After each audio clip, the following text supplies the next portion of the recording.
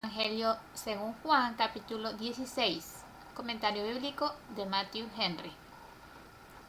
Versículos del 1 al 6. Nuestro Señor Jesús, al dar a sus discípulos la noticia de tribulaciones, se propuso que el terror no fuera una sorpresa para ellos. Puede que los enemigos reales que están al servicio de Dios fijan celo por este, lo que no aminora el pecado de los perseguidores. Las villanías nunca cambian por adosarles el nombre de Dios. Como Jesús en sus sufrimientos, asimismo sus seguidores en los suyos deben mirar al cumplimiento de la Escritura. No se los dijo antes, porque estaba con ellos para enseñarles, guiarlos y consolarlos. Entonces ellos no necesitaban esta promesa de la presencia del Espíritu Santo. Nos silencia preguntarnos, ¿de dónde vienen los problemas? Nos satisfará preguntarnos, ¿a dónde van? Porque sabemos que obran para bien. Falta y necedad comunes de los cristianos tristes es mirar solo el lado oscuro de la nube, haciendo oídos sordos a la voz de gozo y júbilo. Los que llenó de pena los corazones de los discípulos era un afecto demasiado grande por esta vida presente. Nada obstaculiza más nuestro gozo en Dios que el amor al mundo y la tristeza del mundo que viene con aquel. Versículos del 7 al 15. La partida de Cristo era necesaria para la venida del Consolador. Enviar el Espíritu iba a ser el fruto de la muerte de Cristo, que fue su partida. Su presencia corporal podía estar solamente en un lugar a la vez, pero su Espíritu está en todas partes, en todos los lugares, en todos los tiempos, donde quiera que 2 o 3 estén reunidos en su nombre. Véase en esto el oficio del Espíritu. Primero, reprobar o convencer de pecado. La obra de convicción de pecado es obra del Espíritu, que pueda hacerla eficazmente, y nadie sino Él solamente. El Espíritu Santo adopta el método de condenar el pecado primero y luego consolar. El Espíritu convencerá al mundo de pecado, simplemente no se limitará a decírselo. El Espíritu convence de que el pecado es un hecho, de la falta del pecado, de la necedad del pecado, de la inmundicia del pecado, que por eso llegamos a ser aborrecidos por Dios, de la fuente del pecado, la naturaleza corrupta, y por último, del fruto del pecado, cuyo fin es la muerte. El Espíritu Santo demuestra que todo el mundo es culpable ante Dios.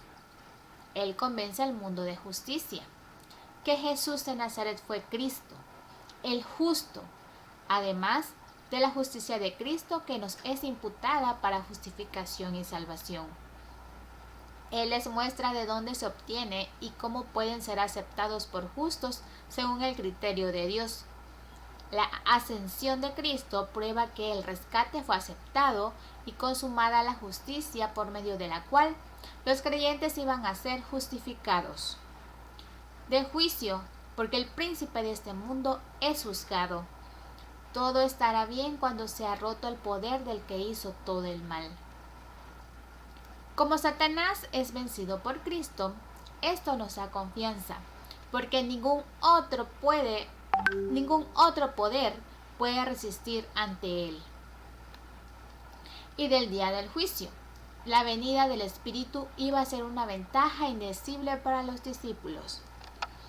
El Espíritu Santo es nuestro guía, no solo para mostrarnos el camino, sino para ir con nosotros con ayudas e influencias continuas. Ser guiados a una verdad es más que conocerla apenas. No es tener su noción tan solo en nuestra cabeza, sino su deleite, su sabor y su poder en nuestros corazones. Él enseñará toda la verdad sin retener nada que sea provechoso, porque mostrará cosas venideras. Todos los dones y las gracias del Espíritu, toda la predicación y todos los escritos de los apóstoles, bajo la influencia del Espíritu, todas las lenguas y milagros, eran para glorificar a Cristo. Corresponde a cada uno preguntarse si el Espíritu Santo ha empezado la buena obra en su corazón.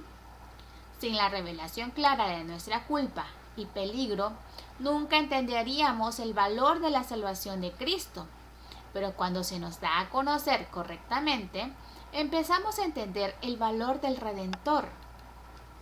Tendríamos visiones más plenas del Redentor y afectos más vivos por Él si oráramos más por el Espíritu Santo y dependiésemos más de Él. Versículos del 16 al 22. Bueno es considerar cuán cerca de su final están nuestras temporadas de gracia para que seamos estimulados a tener provecho de ellas, porque el dolor de los discípulos será pronto convertido en gozo, como los de la madre cuando ve a su recién nacido bebé.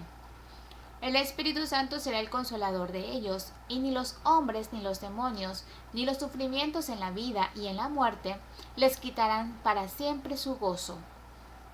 Los creyentes tienen gozo o pena según su visión de Cristo y las señales de su presencia. Viene un dolor al impío que nada pueda aminorar. El creyente es heredero del gozo que nadie puede quitar. ¿Dónde está ahora el gozo de los asesinos de nuestro Señor y el dolor de sus amigos? Versículos del 23 al 27. Pedirle al Padre muestra la percepción de las necesidades espirituales y el deseo de bendiciones espirituales con el convencimiento de que deben obtenerse solo de Dios. Pedir en el nombre de Cristo es reconocer nuestra indignidad para recibir favores de Dios y demuestra nuestra total dependencia de Cristo como Jehová, justicia nuestra. Nuestro Señor había hablado hasta aquí con frases cortas y de peso o con parábolas, cuya magnitud no captaban plenamente los discípulos. Pero después de su resurrección, tenía pensado enseñarles claramente cosas referidas al Padre y del camino a Él, por medio de su intercesión. La frecuencia con que nuestro Señor pone en vigencia la ofrenda de peticiones en su nombre señala que el gran fin de la mediación de Cristo es imprimir en nosotros el profundo sentido de nuestra pecaminosidad y del mérito y poder de su muerte, por lo cual tenemos acceso a Dios. Recordemos siempre que es lo mismo dirigirnos al Padre en el nombre de Cristo que dirigirnos al Hijo en cuanto Dios que habita en la naturaleza humana y reconcilia al mundo consigo, puesto que el Padre e Hijo son uno. Versículos del 28 al 33. He aquí una clara afirmación de la venida de Cristo desde el Padre y de su regreso a Él. En su venida el Redentor fue Dios manifiesto en carne y en su partida fue recibido en gloria. Los discípulos aprovecharon el conocimiento diciendo eso, también en fe. Ahora estamos seguros. Sí, no conocían su propia debilidad. La naturaleza divina no desertó de la naturaleza humana, pero la sostuvo y dio consuelo y valor a los sufrimientos de Cristo. Mientras tengamos la presencia favorable de Dios, estamos felices y debemos estar tranquilos, aunque todo el mundo nos abandone. La paz en Cristo es la única paz verdadera. Los creyentes la tienen en Él solamente. A través de Él tenemos paz con Dios y así en Él tenemos paz en nuestra mente. Debemos animarnos porque Cristo ha vencido al mundo ante nosotros. Pero mientras pensemos que resistimos, cuidemos de no caer. No sabemos cómo debemos actuar y entramos en tentación.